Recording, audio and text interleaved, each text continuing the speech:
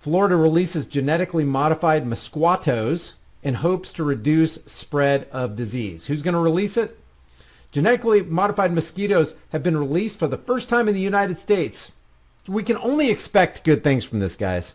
I don't know why anybody cringes at the fact that the government, in concert with local labs like Oxitec, whose primary shareholder, at least was primary shareholder, Bill Gates.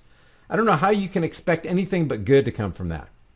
Of course I'm being sarcastic. Taking flight in the Florida Keys in a pilot program intended to reduce the spread of deadly diseases such as dengue fever and the Zika virus. After an odyssey spanning more than a decade to secure regulatory approval, British-based biotechnology firm Oxitec, along with the Florida Keys Mosquito Control District, that's FKMCD, launched the project in hopes of reducing the Aedes aegypti species that spreads the disease. While Oxitec and local authorities have high hopes for the program, local residents and environmental groups worry that not enough is known about the long-term effects of the new technology. You think? Kind of reminds me of something else, doesn't it? We don't know anything about the long-term effects. You've produced no long-term clinical trials because there are none, and basically you're using the human population as an experimental testing ground for a bunch of human guinea pigs.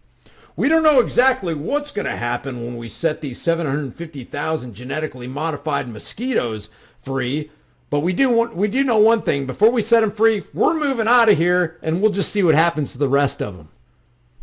I really doubt that Bill Gates is going to be hanging around with a bunch of genetically modified mosquitoes. Well, you see, these mosquitoes, sorry, I got to go. We're going to release those in about 5 hours, and I got to hightail it out of here. Nevertheless, the EPA granted an experimental use. There you go. There you go. Hey, if you want something done, go to the government. Hey, this may be dangerous. That's all right. We'll smooth it over with an experimental use permit. Authorized use permit. We're not actually saying we're going to give you approval, but this will be for experimental use. Guess who they're experimenting on? Safeguard your backyards. Make sure you put a mask around your backyard, a chain link fence. That'll make sure that those mosquitoes will stay out.